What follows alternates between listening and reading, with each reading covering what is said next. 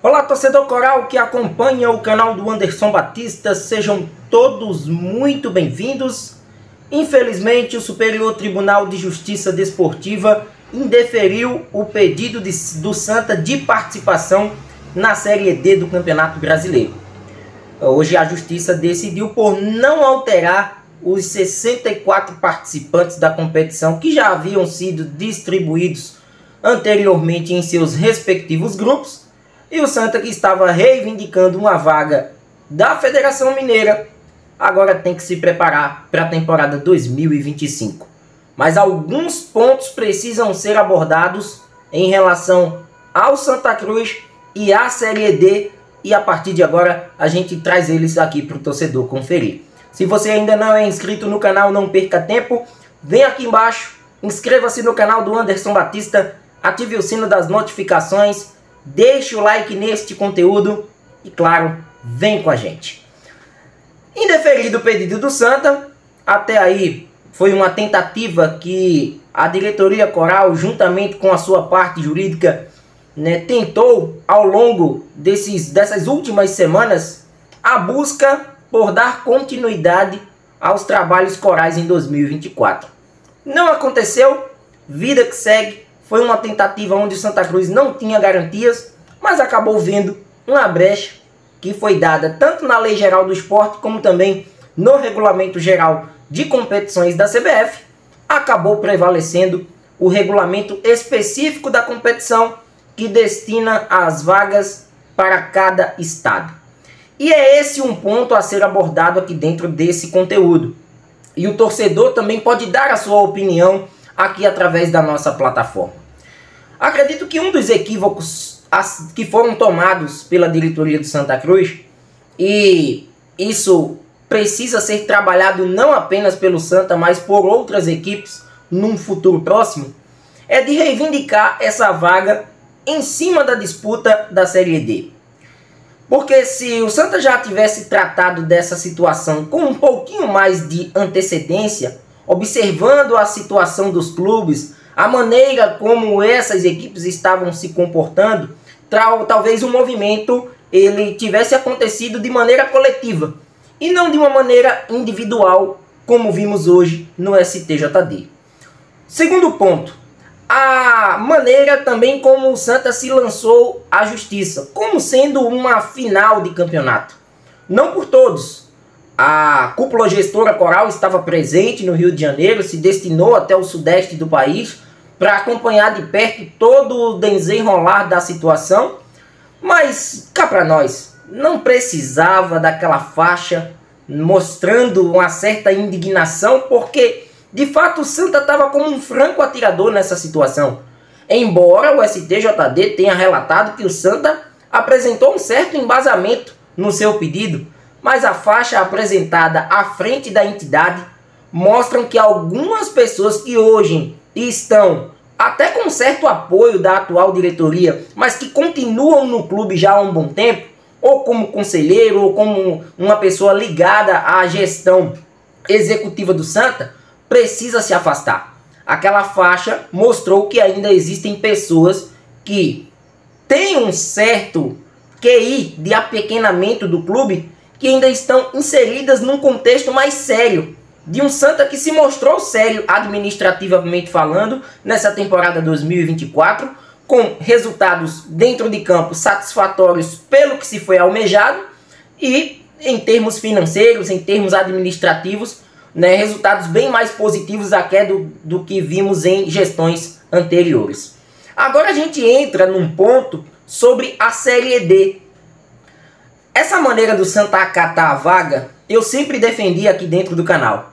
E foi até algo que o torcedor elogiou bastante através dos comentários, porque se há uma brecha na justiça, o Santa tem direito de reivindicar. Assim como qualquer outra equipe teria o direito de reivindicar.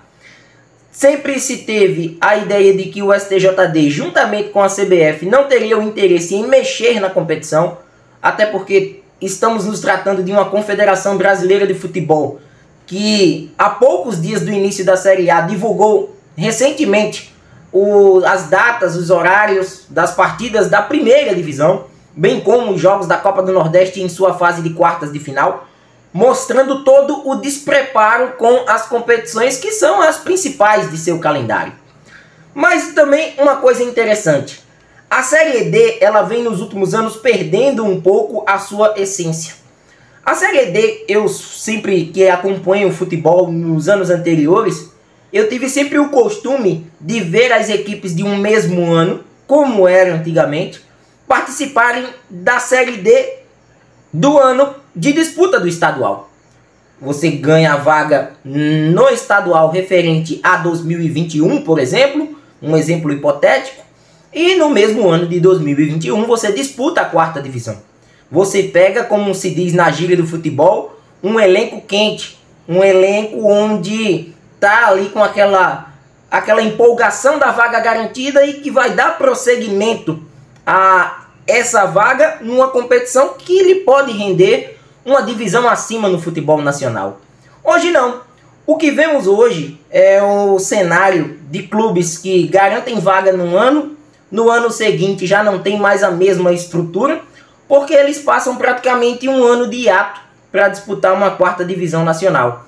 Sem a mesma estrutura financeira, sem os mesmos jogadores e usando a Série D de barganha para a disputa de competições estaduais em divisões inferiores, que é o que pode acontecer com o próprio Democrata de Sete Lagoas, que vai disputar a A2 do campeonato estadual, usar um time, quem sabe aí alternativo, sabendo que não tem possibilidades de acesso, de disputar uma quarta divisão com um sub-20, com uma equipe não tão fortalecida, se utilizar da cota da Série D para formar um time competitivo, em paralelo com esse alternativo, para jogar o estadual da segunda divisão, para tentar uma vaga mais uma vez na elite do seu futebol local. Então é disso que a Série D está metida, e que hoje foi uma oportunidade imensa de que a CBF, juntamente com o STJD, pudessem trabalhar algo que para mim é muito interessante. Se o Estado garante duas vagas, por exemplo, como aqui em Pernambuco, Retrô e Petrolina serão os representantes deste ano por conta do desempenho do ano anterior. Se um deles não apresenta a vaga, as possibilidades financeiras e esportivas de disputa, tá fora, a vaga fica com a CBF.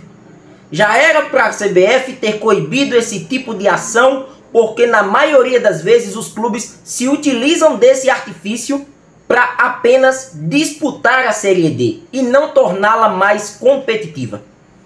Isso tem sido um motivo de questionamentos e algo que precisa ser discutido, mas que pelo jeito a gente percebe que não há tantas discussões quando se trata do futebol brasileiro em suas esferas mais baixas, das Série C, D, campeonatos estaduais, campeonatos de base, campeonatos femininos. A discussão é pouca, a ação é também minúscula e infelizmente os pequenos perdem, os grandes continuam, né, com seus status mantidos, e esse apequenamento do futebol brasileiro em termos de clubes a gente percebe nitidamente quando a gente desce um pouquinho o sarrafo, nível de disputa, nível das competições, bem como também a estruturação das equipes.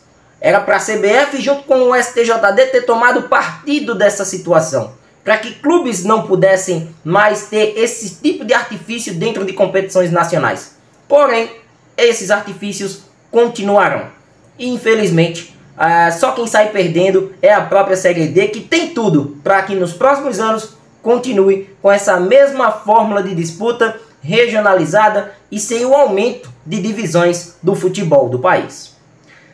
A gente infelizmente lamenta, mas pelo menos o Santa tentou buscar algo que se tinha respaldo jurídico, acabou não acontecendo, vida que segue, pensar agora no planejamento para 2025.